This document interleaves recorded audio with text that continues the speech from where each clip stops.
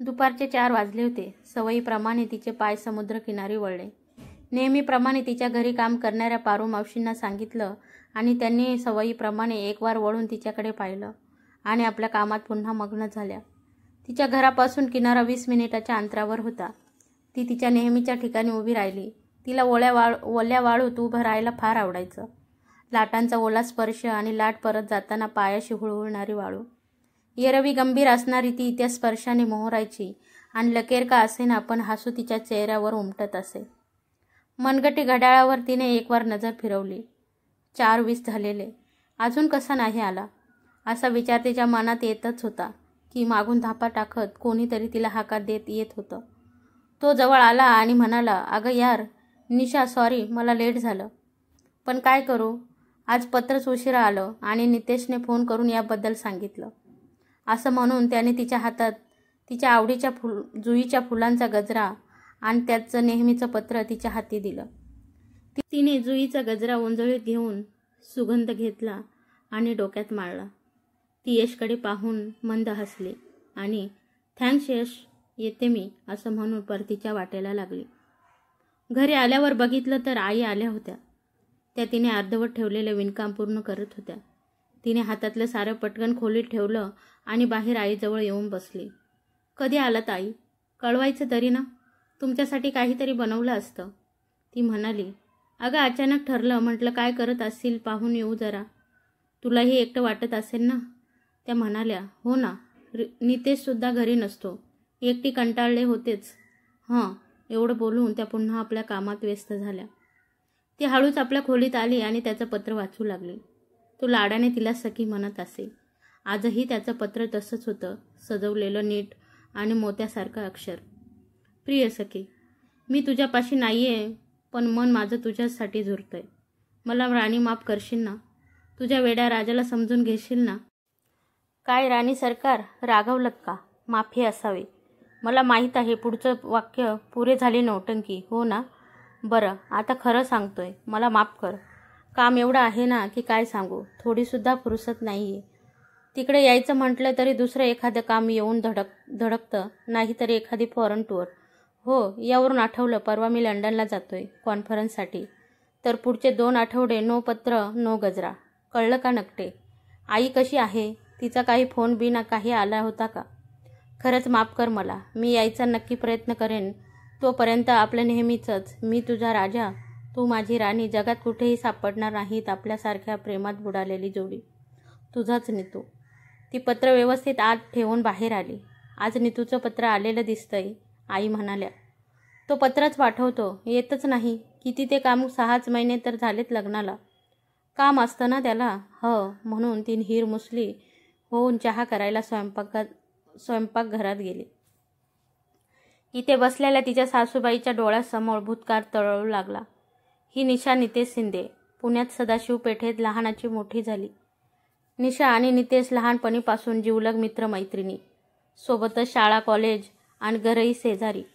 दोघांचाही घरी आई, बाबा आणि भावंडे असा परिवार. दोन्ही कुटुंब एकमेकांना चांगलीच ओळखत होती.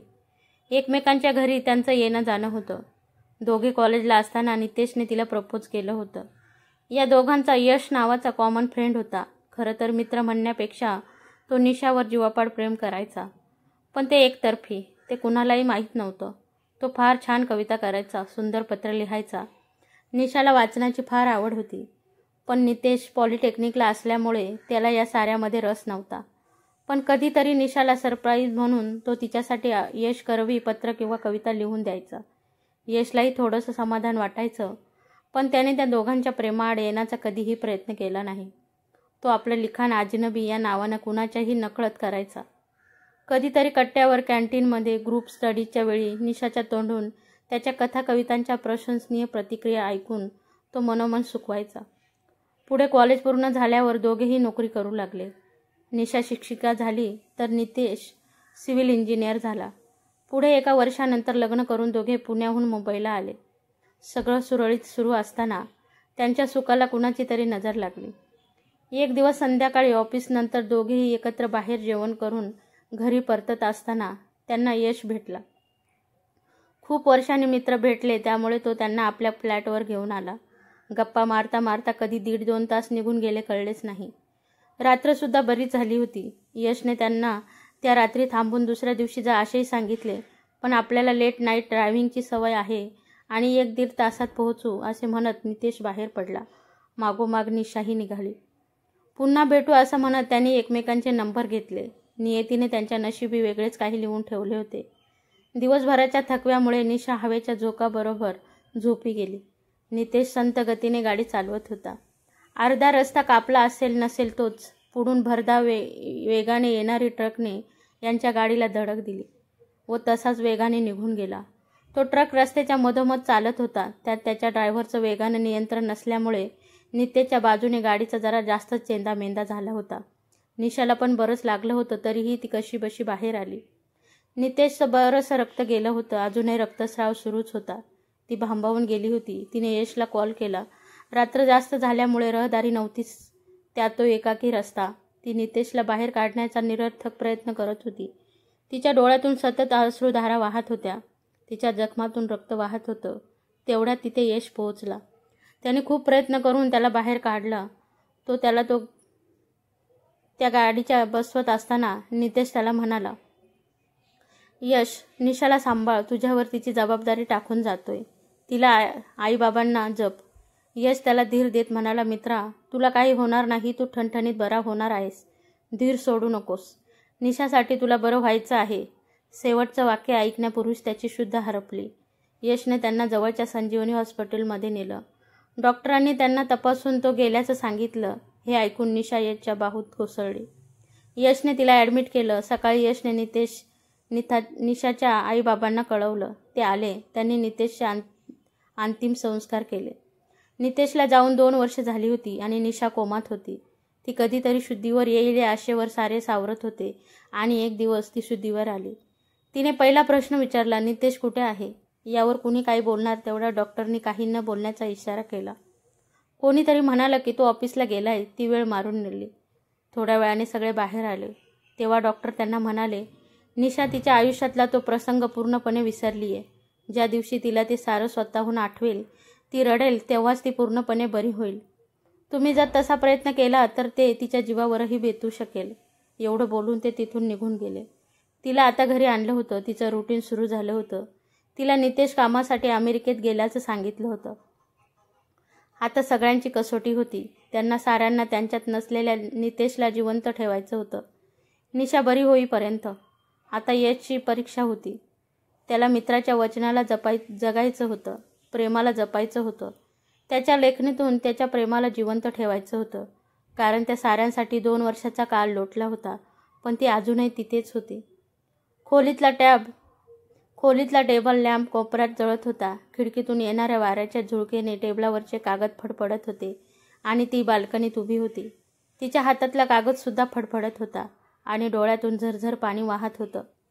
ती सारी पत्र होती नितेशनं तिला लिहिलेली. आज पूर्ण वर्ष लोटलं होतं. त्यांच्या लग्नाचा वाढदिवस होता आज. तिला वाटलं होतं आज तरी तो येईल, पण तिची निराशा झाली होती. आणि आजही यश करवी त्याचं पत्र आलं होतं. शुभेच्छा होत्या त्या पत्रात आणि इतर मजकूर रोजचाच. ती आज खूपच दुखावली होती. एरवी पत्रातून जाणवणारा नितेश आज तरी तिला जवळ हवा होता. तिने ऊन कलेस्तोवर डोळ्यात प्राण आणून त्याची वाट पाहिली होती. आता 11 वाजत आले होते. अवघा 1 तास राहिला आणि तिच्या आयुष्यातला हा महत्त्वाचा दिवस साजरा न होता संपणार होता. दुखावलेल्या मनाने तिने लॅम्प बंद केला आणि बेडवर येऊन पडून राहिली. तेवढ्यात दारावरची बेल वाजल्याचा आवाज आला. एवढ्या रात्री कोण असा विचार करत असताना तिला वाटलं नितेशच असेल. आपल्याला सरप्राईज द्यायला आला असेल. आता चांगलीच रुसते, मग मनवू देत, अशा सगळ्या विचारांनी तिने हसत दरवाजा उघडला आणि गुलदस्ते आडून आवाज आला, हॅपी ॲनिव्हर्सरी मॅडमची. आणि गुलदस्ता दूर झाला. क्षणात तिच्या चेहऱ्यावरचा आनंद मावळला आणि ती वळून आत जात म्हणाली, यश, तू आहेस? मला वाटलं. तुला वाटलं नितेशच आला? अगं, हे सगळं त्यानेच सांगितलंय. मी फक्त कुरिअर सर्व्हिस आहे, नेहमीप्रमाणे. चल पटकन केक कट कर. तुझ्या आवडीचा चॉकलेट फ्लेवरचा ऑर्डर केलाय नितूने. तो उत्साहाने आत येत म्हणाला, नको अरे, आता तसंही दिवस संपल्यात जमा आहे. मग काय उपयोग? अरे असं कसं? अजून तास बाकी आहे. त्यात आपलं सेलिब्रेशन होऊन जाईल. थांब आलोच. असं म्हणत त्याने केक टेबलवर ठेवला आणि किचनमध्ये सुरी आणायला गेला. पटकन टेबल सजवून त्याने तिच्या हातात सुरी दिली.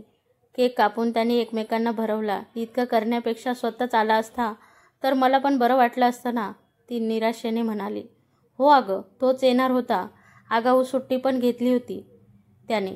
तुला सरप्राईज द्यायचं होतं त्याला, पण ऐनवेळी निघायच्या वेळी महत्त्वाचं काम आलं आणि सुट्टी कॅन्सल करावी लागली त्याला. म्हणून मग फोन करून मला सांगितलं त्यानं हे सगळं पोहोचवायला. तो केविलवाण्या स्वरात तिला समजावत म्हणाला. बायकोपेक्षा लग्नाच्या पहिल्या वाढदिवसापेक्षा सुद्धा कामच महत्त्वाचं आहे का? बरं, आपण त्याला व्हिडिओ कॉल करायचा? आता दिवस असेल ना तिथे? ती उत्साहाने म्हणाली. हो, दिवस असेल, पण मगाशीच त्याचा फोन आलेला. तेव्हा तो म्हणाला की महत्त्वाची कॉन्फरन्स आहे त्याची, तर 3 तास तरी फोन बंद राहील. तसे तुझे फोटोज पण काढायला सांगितलेत. मीटिंग आटोपल्यानंतर करेल तुला तो सावकाशीने मेसेज. म्हणत ठीक आहे. असं ही रात्रसुद्धा बरीच झाली आहे. तुलाही पोचायचं असेल ना घरी? ती उठत म्हणाली. हो अगं, निघतो मी पण. भेटू. Once again happy anniversary. असं म्हणत तो तेथून निघाला आणि तिने दरवाजा लावून घेतला आणि आवरून झोपायला गेली. त्याने मात्र गाडी समुद्र किनाऱ्याच्या दिशेने वळवली. तो अनेकदा इथे यायचा. निशाला कित्येक पत्र त्याने इथेच बसून लिहिलेली. साधारण 12:30पर्यंत तो किनाऱ्यावर पोहोचला. मुंबई म्हटल्यावर अगदीच सामसूम शक्य नव्हती. काही जण होते आणि अगदीच तुरळक रहदारी होती. तो आपल्या नेहमीच्या जागी बसला. तिकडे असं आसपास कोणी नव्हतं. समुद्राची शांत गाज त्याच्या कानी येत होती. आज नितेशची त्याला खूप आठवण आली. राहून राहून निशाचा बावरलेला चेहरा येत होता. तो बराच वेळ तिथंच बसून राहिला. वेळेचं भानच राहिलं नाही. 1:30च्या दरम्यान तो घरी पोहोचला.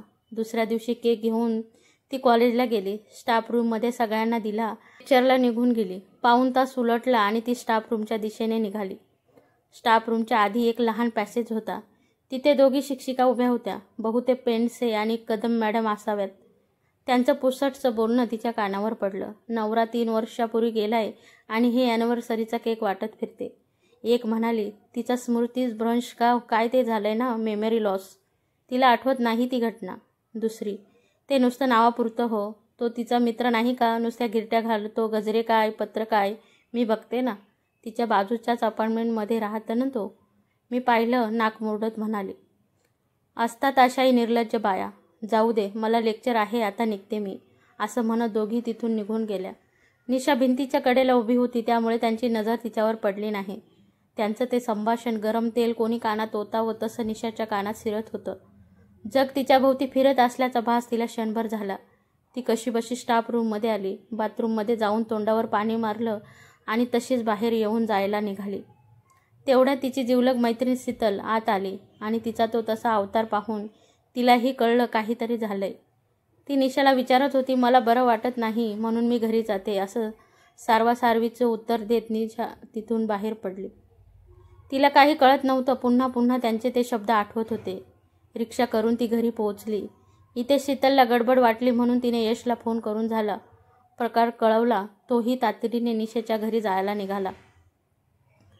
त्याने डोरबेल वाजवली तेव्हा त्याला दरवाजा जरासा उघडा दिसला. त्याने तो हलकेच लोटला आणि तो आत शिरला. समोर घर सगळं अस्ताव्यस्त दिसत होतं. हॉलमध्ये शो पीसेस, जमिनीवर पडलेले फोटो फ्रेम्स फुटलेल्या. तो उभा होता तिथे एक फोटो पालथा पडला होता. त्याने तो उचलला. तो निशा आणि नितेशच्या लग्नाचा फोटो होता. त्याच्या फ्रेमच्या काचेला तडे गेले होते. त्याने तो टेबलवर ठेवला आणि त्या पडलेल्या वस्तू बाजूला सारत आत गेला. आतल्या बाथरूममधून शॉवरचा आवाज येत होता. तो आत गेला. बाथरूम बाहेर पाणी सांडलं होतं. आत शॉवर चालूच होता. रूमभर पाणी झालं होतं आणि निशा ओलत्याने कुडकुडत कोपऱ्यात बसून एकटक कुठेतरी बघत होती. तो तिच्याजवळ गेला. तिला अलगद उठवलं आणि शेजारच्या खुर्चीवर बसवलं. टॉवेल आणला आणि तिचे केस कोरडे करू लागला. तिने त्याला झिडकारलं. ती त्याच्यापासून दूर झाली. पुन्हा आवेगाने त्याची कॉलर पकडून त्याला म्हणाली, का केलंस असं? का फसवलंस मला? माझा नितेश गेला होता तर सांगायचं होतंच मला. ते दुःख सहन केलं असतं.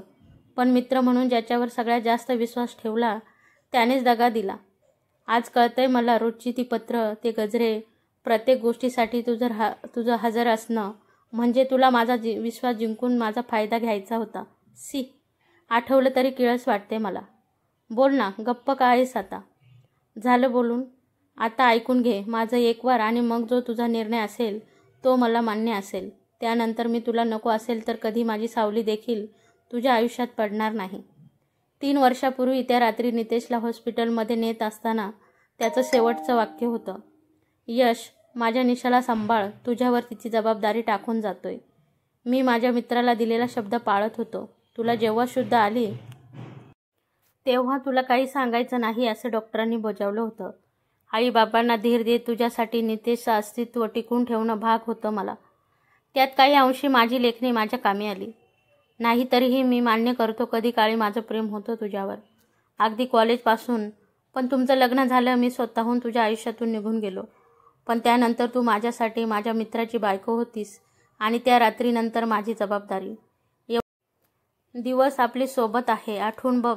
कधी माझ्या डोळ्यात वासना भाव दिसले का तुझ्या मनाने? माझ्या स्पर्शातून वासना जाणवली का तुला? मी फक्त तू ठीक होण्याची वाट बघत होतो. त्यानंतर आल्या पावली मी तुझ्या आयुष्यातून निघून जाणार होतो. आज तेही झालंय. काळजी घे. कधी गरज लागली तर सांग. कधीही निघतो मी.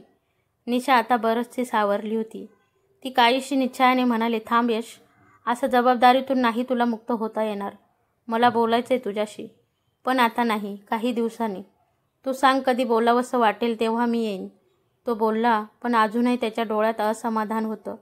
घाबरू नकोस, मी स्वतःला काही इजा करून घेणार नाही. भेटू लवकरच. तिने त्याच्या डोळ्यातले भाव अचूक टिपले होते. ओलती राहू नकोस, साडी बदल आणि केस नीट पुसून घे, तो जाता जाता बोलला. तो गेल्यावर निशाने सारं आवरलं. काही दिवस शांतपणे या सगळ्याचा विचार करायचा होता तिला. तिने कॉलेजमधून सुट्टी घेतली आणि आठवड्यानंतर यशचा फोन खणखणला. बोल निशा, आज संध्याकाळी भेटूया आपल्या नेहमीच्या वेळी, नेहमीच्या जागी. पलीकडून आवाज आला. हो म्हणत त्याने फोन ठेवला. संध्याकाळचे 3 वाजत आले होते. तिने आवरायला घेतलं. गेल्या महिन्यात त्याने ड्रेस दिला होता. सुंदर हलक्या मेहंदी रंगाचा होता तो. कॉलेजला असताना नेहमी म्हणायचा, निशा, मेहंदी रंग तुला फार खुलून दिसेल, घालत जा कधीतरी. तेव्हा सगळे टिंगल करायचे त्याची. हो नाही करता करता राहून गेलेली त्याची इच्छा आज ती पूर्ण करत होती. काळेभोर केस पाठीवर सोडून हलकासा मेकअप करून आरशात बघून टिकले नीट लावली आणि निघाली समुद्राच्या दिशेने, त्याच्या ओढीने. अरे बापरे, आज वेळेआधी साहेब हजर, असं म्हणत तिने वातावरण हलकं करण्याचा प्रयत्न केला. पण एरवी खेळकर असणारा यश आज गंभीर दिसत होता. इकडच्या तिकडच्या गप्पा झाल्यानंतर ती म्हणाली, यश, सगळ्यात आधी तर मी तुझे मनापासून आभार मानते आणि त्या दिवशीच्या शब्दासाठी तुझी माफी मागते. कारण तू जे केलंस ते खरंच शब्दांनी त्याची गंती होणं अशक्य आहे. तुझ्यामुळे माझ्या एवढ्या मोठ्या दुःखाची मला कमीत कमी झळ बसली. ते पचवण्याची ताकद मला तू तुझ्या शब्दरूपाने दिलीस. त्यामुळे मी तुला विचारू इच्छिते, नितेशने दिलेली जबाबदारी तू मित्रत्वाच्या नात्याने पार पाडलीस. आजपासून माझा साथीदार म्हणून या जीवन प्रवासात माझी साथ देशील का? तिनं मोकळा निश्वास सोडला. तिचा हात हातात घेऊन त्याने एकवार आभाळाच्या दिशेने पाहिलं आणि तिच्या पाणीदार डोळ्यात बघत म्हणाला, आज जबाबदारीसोबत माझा हक्क दिल्याबद्दल तुझे आभार. आयुष्यभराचे सुखदुःखात कधीही हा हात सुटणार नाही, हे वचन आज तुला या रत्नकाराच्या साक्षीने तुला देतो. माझ्या आयुष्यातलं सर्वात सुंदर स्वप्न आज या सांजवेळी पूर्ण झालं. तुझ्या आगमनाने आज माझ्या अस्तित्वास पूर्णता मिळाली, असं म्हणत त्याने अलगद तिला मिठीत घेतलं आणि संध्यासमयी अथांग रत्नाकर बुडत्या रवीला आपल्यात सामावून घेताना ते दोघांचं अस्तित्वसुद्धा एकरूप होत गेलं आणि दूर दूर पौर्णिमेच्या चंद्राचं प्रतिबिंब समुद्राच्या लाटांवरती उतरत होतं. तर मित्रांनो, आजची कहाणी कशी वाटली कमेंट्समध्ये नक्की सांगा आणि आवडल्यास लाईक करा, शेअर करा आणि महत्त्वाचं म्हणजे चॅनलवरती नवीन असाल तर चॅनलला सबस्क्राईब नक्की करा. धन्यवाद.